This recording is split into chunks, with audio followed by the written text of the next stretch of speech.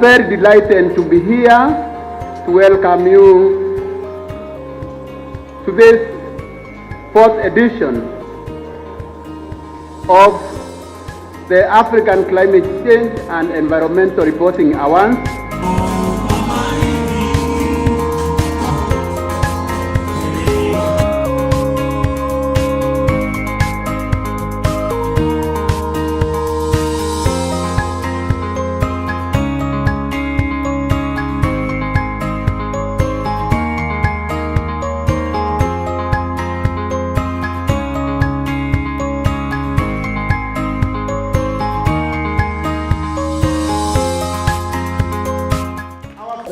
Thank you very much for choosing Nairobi for this event. You are most welcome. I would like to congratulate the journalists whom we are going to award in a few minutes, but also those who participated who were not given the award. I think this is a very noble thing. Why is media so important? Because climate change is not something that you leave it to organizations, to governments. It's too important to be left to government and politics. So every African must not only be informed, but knowledgeable. I was told that when people are knowledgeable, as opposed to informed, they act on the information that they have. So we expect and hope that journalists across Africa will create an informed and knowledgeable citizens that will act on climate change. That they will build on our traditions, because we have coped to advance where there's a lot of things before, that we shall, in Africa,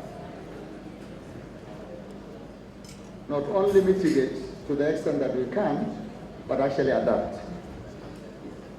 Climate change, has been said by other scientists, is no longer something that people want to deny. It is something that either we deal with it or it will deal with us. And therefore, why the whole scenario of the world, led by Africa. And why by Africa? Where did human beings come from, we are told? Where is the home of human beings? Africa, right? Kenya we claim, Ethiopia claims, but around this region and in Africa is where human beings come from. So it's us to save the earth and therefore show the leadership, in my view. We should have no barriers, no conditions, no tariffs, and no competition when it comes to dealing with climate change. There should be only competing ideas of what is the best practice to tackle it. As I say, it is too important to leave it to governments and politicians, and therefore we like all citizens of Africa to act. And who better will help us with that? Journalists that are not only skilled themselves, but are going to shape us. They will shape us, one, for us to act individually. They will make us informed enough to hold our leaders and governments accountable. Because if you are not informed, and I was a politician until recently, we tell you stories and you will believe, the citizens will just believe it. When our leaders go, they might not negotiate the right things, we will not be able to hold them to account. And therefore, the more we support journalists, the more time they spend, particularly on this thing of environment. I know politics is very important. That gets the headlines. I know a lot of things are important, but environment, particularly how to deal with climate change, is so important that we think we should reward. And that's why when Mr. Medeka said we should add another category, I thought he was going to say of media houses. Because the journalists can work very hard. If the media houses are not interested, it might not go very far. Maybe add another category. Incentive for media houses to support their journalists to do environment. And with those many remarks, I want to say that I want to wish very well the people who are going to receive the presents today, but also to encourage all journalists to enter the 5th competition that is going to come up. And hopefully we'll have more categories in that one. Thank you very much.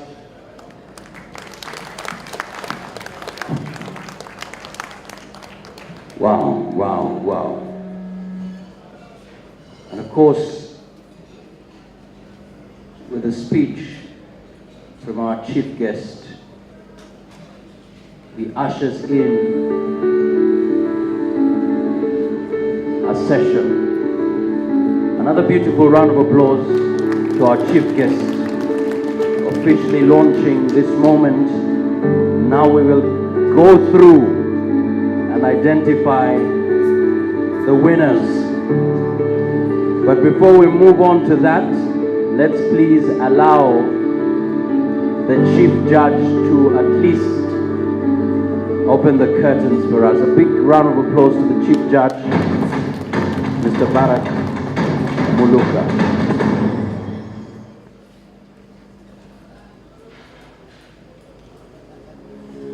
Karibu sana. Oh, a beautiful round of applause. He never walks alone. And as a journalist, a mentor, a key powerhouse journalist in this country, we celebrate him. Another warm round of applause to him.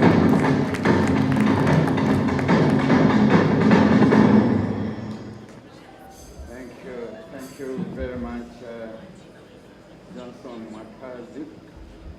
I've come here with this beautiful young lady because the adrenaline is already running, not just there, but here as well, because it's an exciting moment.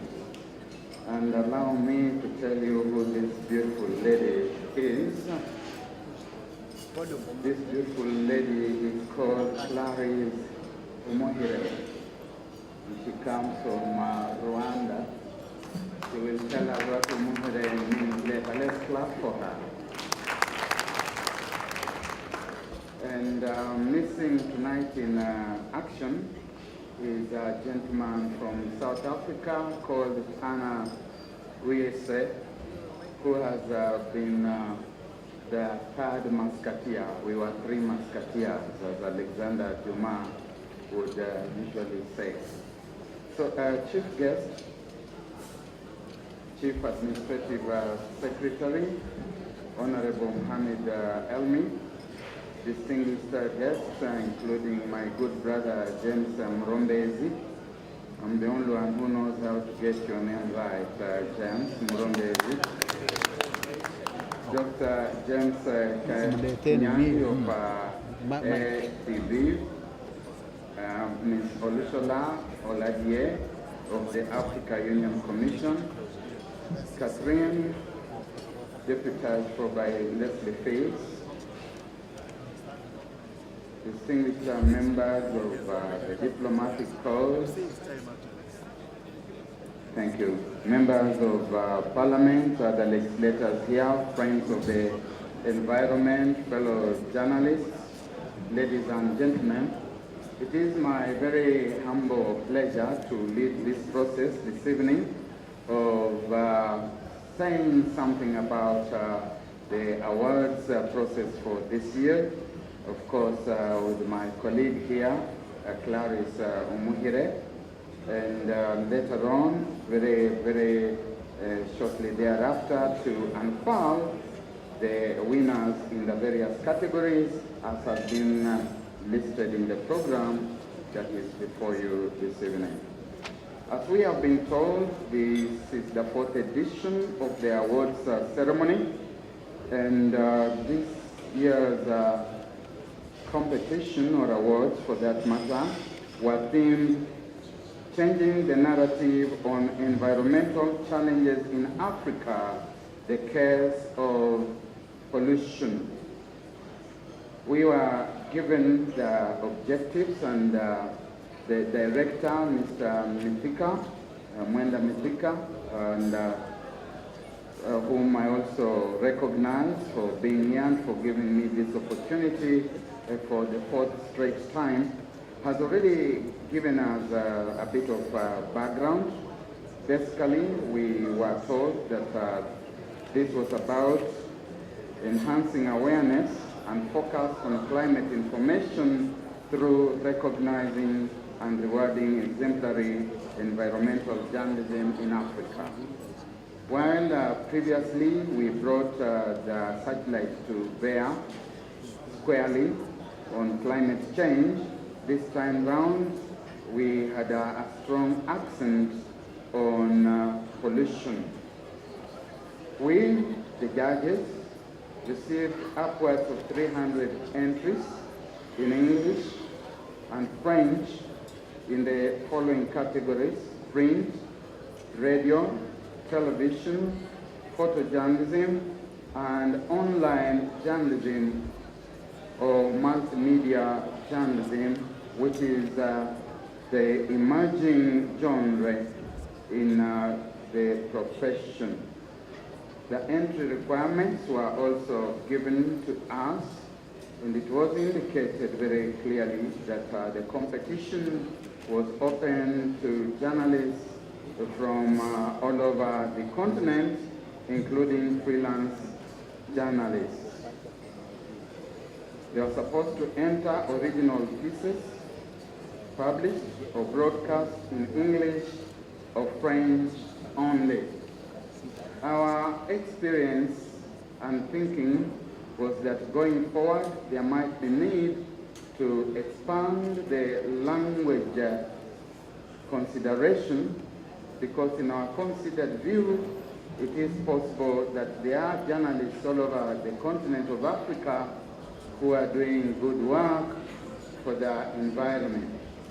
I'm aware that my good brother Mrombe Ezi gave us a challenge here to talk about the environment in our mother tongue, and we seemed close enough to biting our tongue because maybe we don't have the word environment in our mother tongue, perhaps because we have always been friendly to the environment. Murombe here in Kenya, their leader, Arigo Baroness, years gone by, she was called Baroness Karen Blixen, for whom the story of Out of Africa has been told, and which, as we are aware, has hit global charts. And Karen Blixen famously, if you want, or infamously, if you also want, said that when you have caught the rhythm of Africa, it is the same in all its elements. What I learned from the animals and the plants of the continent was invaluable to me in dealing with the natives. In other words, they put the environment, the people, the flora and the fauna together. And never mind the pejoratives within that expression, it's also true that we were always friendly to the environment, and therefore we did not make it an issue as such. Today I think it is, and it is possible that there are many journalists out there in Africa doing good work in African languages. And so if we are going to tell our story as we have been challenged, it's also going to be important that we must find our own idiom. We consider that important. We were given the limitations in terms of number of words for the print media, which was 1,200 words, but we as the judges also exercise our own discretion. As you know, when people sit in judgment, they start exercising power. And here in Kenya, we have demonstrated that judges can be very powerful. They can even annul a presidential election. So, what is taking liberty and expanding the brackets from 1,200 words to accepting 3,200 words. We took a good example from our own Supreme Court, which knows how to exercise the power of judges. So when you see that some of the meritorious entries are going to exceed the limit of the idiomatic brackets that we were given, understand that we were exercising the power of sitting on the panel as judges. We looked at 7 key measurement indicators. We looked at the topic and its relevance, its alignment with the awards theme. These were critical concerns. Regrettably, out of the 315 entries that we got, very many of them, about 35%, were off the theme.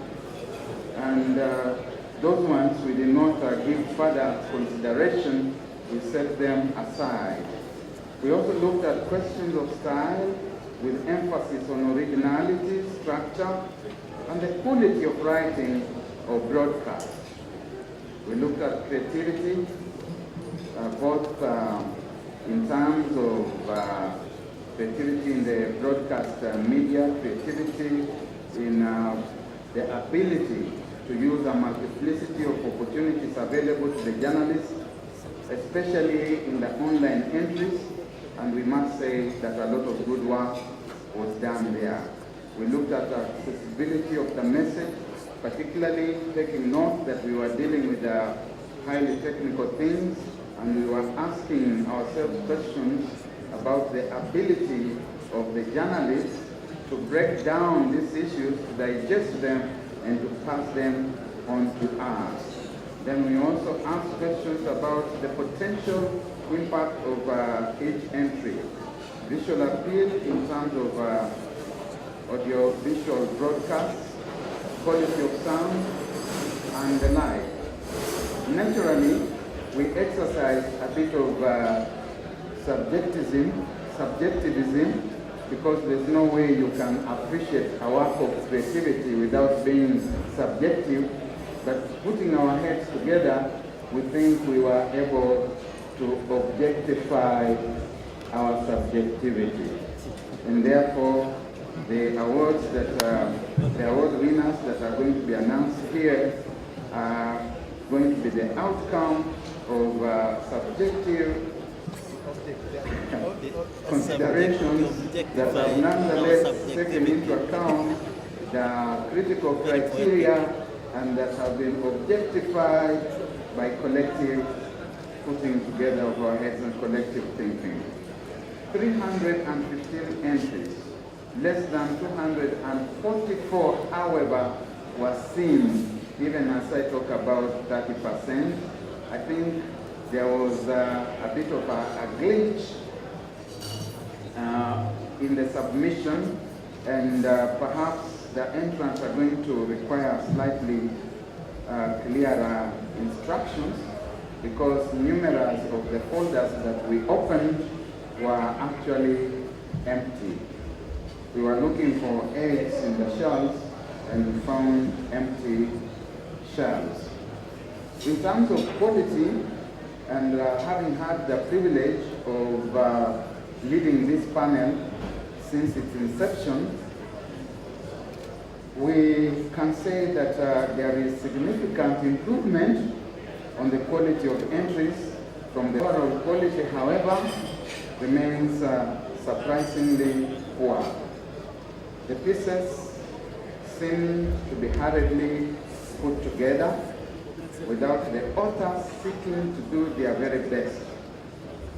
And as a journalist myself, an artist, a publishing editor, a broadcast journalist, I have always insisted on something that my co-judges shared in, something that we call artistic conceit. Artistic conceit, that it's not accomplished until I feel it is accomplished. That it's not going to be associated with me if I have not put in my best effort and put my best foot forward. Our journalists need to develop personal benchmarks and to be proud of them. We tended to get the impression that a lot of this was just cobbled together very quickly and sent out there to whom it may concern. That, I think, needs to be looked at. We think also that we lost much potential for the French entries due to what we consider to have been the journalists' misunderstanding of application processes and submission procedures, because lots of the folders that we opened in the French submissions were actually containing inquiries on the competition, on the awards. On the positive side, of course, it speaks of PACJA's integrity, because they did not wish to interfere in any way with what they had received, and so they passed that to us. There was, to some degree, in spite of the good things that we have said, a lack of imagination, in our estimation, regarding story ideas. An astonishing percentage of the stories were about plastic bags and bottles, and perhaps these are the biggest offenders, or perhaps it could be a question of a lack of resources or motivations that is needed to cover such stories. We also detected what we have put down as a generally poor understanding of science. As a consequence, there's a poor explanation of how various environmental threats actually unfold. Is it possible, we are asking as judges, to encourage more science graduates to go into journalism? We think that there would be merit in that. Having said all this, it's also true that it's not a gloomy picture as such. It's true that we came across some very interesting narratives.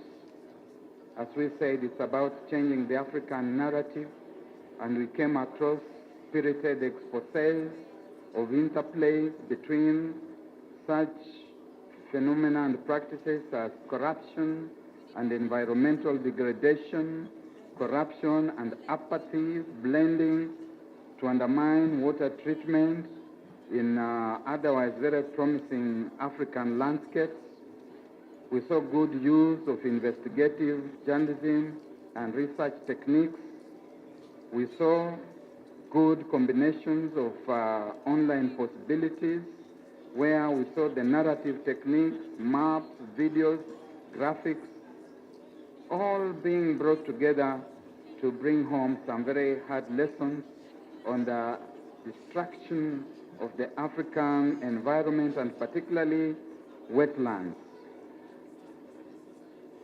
We had good stories focusing on people, involving policymakers, and we even saw some journalists making the challenge to be the solution.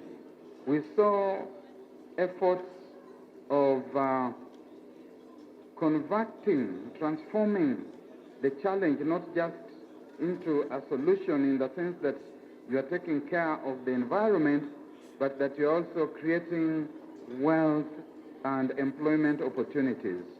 Ladies and gentlemen, I could go on and on, but allow me to maybe pause there because we have given a full-length report to PACJA, and they will be able to share that report with the partners and with as many of us as possible. So let that suffice for the judges' report for tonight.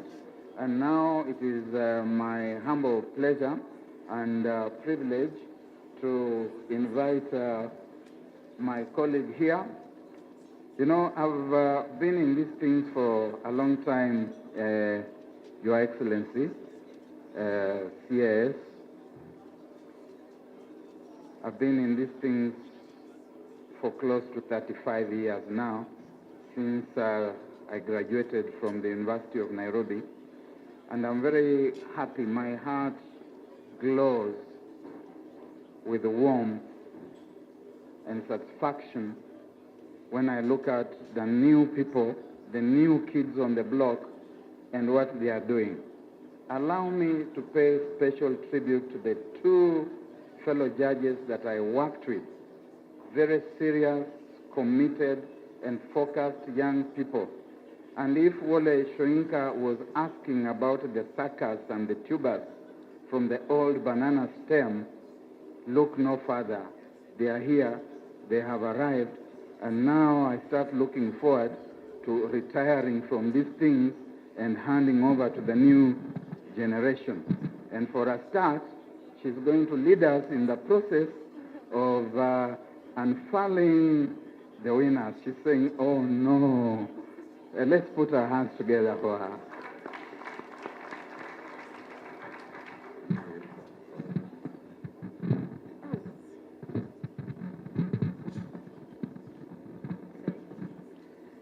Good evening, everyone. Bonsoir tout le monde. So I think he said it all. In the process, something I can add, in the process, mostly I was reviewing French entries, and I think we need to encourage them. The number is still small. We had more than 300 entries, and only francophones were 70. So, bon courage les francophones.